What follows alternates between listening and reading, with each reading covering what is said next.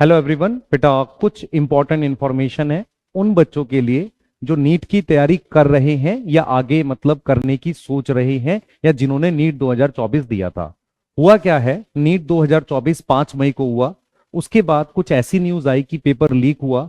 तो एनटीए ने 6 मई को प्रॉपर नोटिफिकेशन से बताया यार कुछ सेंटर पे राजस्थान के पेपर ऐसे बाहर एग्जाम टाइम पर आया, मतलब वैसे एग्जाम से पहले नहीं आया। फिर कुछ ऐसी न्यूज आई कि यार सेंटर्स कुछ ऐसे थे जहां पर एग्जाम के एक दिन पहले पेपर बच्चों को मिला, पर अभी उसकी इन्वेस्टिगेशन चल रही है।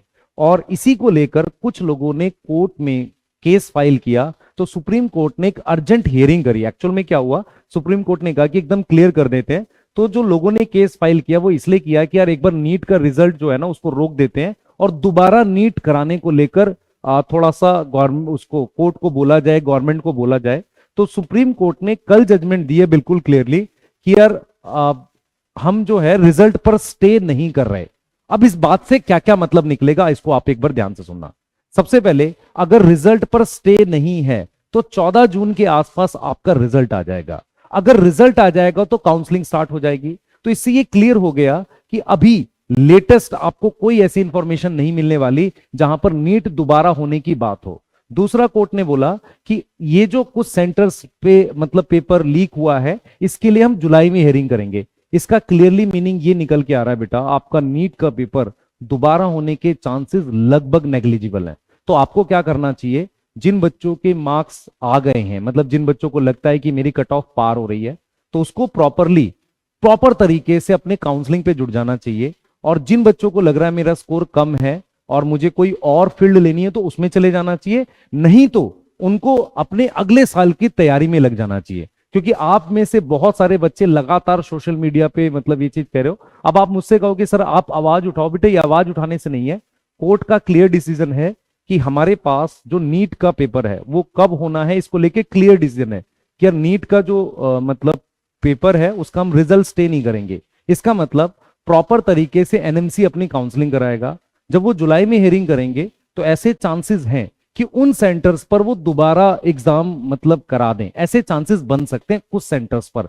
और जुलाई के टाइम पर काउंसलिंग चल रही होगी, पूरी तरीके से मतलब वो खत्म नहीं होगी या जस्ट स्टार्ट होती है। उस समय काउंसलिंग का प्रोसेस स्टार्ट होता है तो कोर्ट के पास टाइम होगा कि भाई अभी तो रैंक आई है, कॉलेज नहीं मिला। तो आप ये समझो सीक्वेंस ये है कि आपका 14 जून के आसपास रिजल्ट आ जाएगा, उसके बाद काउंसलिंग का प्रोसीजर स्टार्ट हो जाएगा। उस बीच में सुप्रीम कोर्ट की एक और हियरिंग आ सकती है जिसमें वो ये बता सकते हैं, चांसेस हैं कि हम दोबारा उन सेंटर्स पे करा दें जहां पर पेपर में कुछ गड़बड़ी हो सकती है। और एनटीए इस बात को लेकर अभी कोई नोटिफिकेशन प्रॉपरली नहीं डाला है। तो आप लोग इसमें बिल्कुल क्लियर होना चाहिए बेटा, अब इधर उधर की ज्यादा चीजें ना देखो, है ना। हमारे पास कोई स्टे नहीं है रिजल्ट पे। अगली हियरिंग जुलाई में चली गई तो प्रॉपर रिजल्ट आएगा और काउंसलिंग का प्रोसेस स्टार्ट हो जाएगा। क्योंकि लाखों बच्चे इससे जुड़े हुए हैं, बहुत सारे बच्चों ने क्वालिफाई किया भी है और बहुत सारे बच्चों के इतने मार्क्स हैं कि यार वो थोड़ा मान लो दोबारा होगा भी तो कोई खास फर्क नहीं पड़ेगा। तो हम बच्चे हमने वीडियो बनाकर आपको सपोर्ट किया था, ऐसा नहीं है। लेकिन मैं फिर बोल रहा हूं, प्लीज रियलिटी में आओ, इधर उधर की बातों पे ज्यादा मत जाओ। दिन भर इस वीडियो को सर्च मत करो कि कुछ मिलेगा।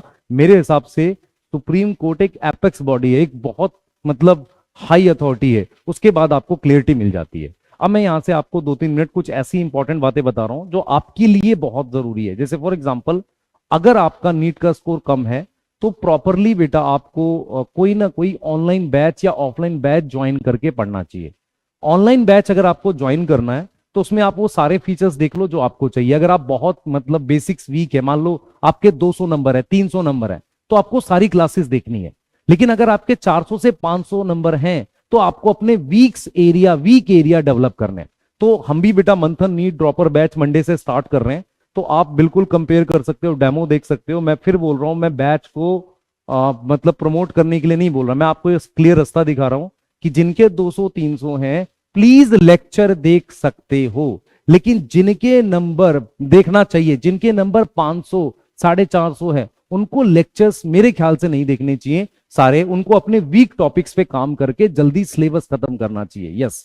और बहुत सारे बच्चे बेटा ऑनलाइन में काफी ईयर से मेहनत कर रहे होते हैं, 2 साल 3 साल। क्योंकि मैं पटना ऑफलाइन सेंटर पे हूं, वहां पढ़ा रहा हूं, तो मुझे पता है प्रॉब्लम जो आ रही है। बच्चे कह रहे हैं कि सर लास्ट मोमेंट पे जाके ना एक प्रॉब्लम ये आती कि टाइम मैनेजमेंट की वजह से पेपर खराब हो गया, या मेरा कोई एक पर्टिकुलर पार्ट वीक था, वो स्ट्रांग नहीं हो पाया। तो हमने क्या किया बेटा, पटना में तो ऑफलाइन में हम पढ़ा भी रहे हैं, और जनकपुरी सेंटर पे हम लोग 20 तारीख को, 20 मई को हम लोग, मैं, सर्वेश सर, एमडी सर मिलेंगे, बच्चों से बात करेंगे, आप आ सकते हो। और वहां का जो ऑफलाइन सेंटर है जनकपुरी का, उसके एकेडमिक्स को हम लोग देखेंगे कि किस तरीके से चल रहा है। तो जो भी बच्चे जनकपुरी जिनके पास और ऑफलाइन जाना चाहते हैं, वो 2 से 3 दिन 20, 21, 22 आकर कुछ डेमो लेक्चर्स भी अटेंड कर सकते हैं। मैं इसलिए बोल रहा हूं बच्चे, क्योंकि करियर आपका है, 1 साल आपका है, आपको ऑनलाइन बैच अपने हिसाब से सिलेक्ट करना है जो बेस्ट हो। किसी तरीके की उस पर मत जाओ कि यार ये ऐसा होता है, प्रॉपर तरीके से टीचर देखो, उनका एक्सपीरियंस मैटर करता है। ऑफलाइन सेंटर पे ये देखो कि आपको किस साइज के क्लासरूम मिल रहे हैं, टीचर्स कैसे हैं आपके लिए, क्या वो फिजिक्स केमिस्ट्री में एक्स्ट्रा एफर्ट देंगे, क्योंकि बहुत सारे बच्चों का जो वीक है, या तो फिजिक्स है या केमिस्ट्री है, कुछ का हो सकता है बायो भी हो। तो आपको इस तरीके से डिसाइड करना। तो मैं एक बार रिपीट कर देता हूं बेटा, जनकपुरी सेंटर पर 20 मई को मैं अवेलेबल होऊंगा, आप आके मिल सकते हो। एक फॉर्म भी हमने दिया है, उसको फिल कर सकते हो। मेरा कोई ऐसा नहीं है, मैं आपको क्लियर बता रहा हूं, नीट का बेटा चांसेस नहीं है। तो बोलेगा कि सर नहीं, नीट तो बताया नहीं आपने, बेटा नीट के चांसेस नहीं है दोबारा होने के। 2025 के लिए अब आपको जाना पड़ेगा। बहुत रेयर लाइन है कि शायद कुछ ऐसा बन सके, बहुत रेयर लाइन है। तो उल्टी सीधी वीडियोस मत सर्च करो, पढ़ाई पे लगो और पूरे एफर्ट अपने लगाओ एग्जाम में। 365 दिन आपको कभी दुखेंगे नहीं, कि अगर मान लो आपने 365 दिन लगाए और डॉक्टर बन गए, वो दुखेंगे नहीं। दुखेगा क्या कि अगर आप सही डिसीजन नहीं लेते, क्योंकि साल आपका है, करियर आपका है। तो मेहनत करो, और मिलते हैं बेटा 20 मई को जनकपुरी सेंटर पे।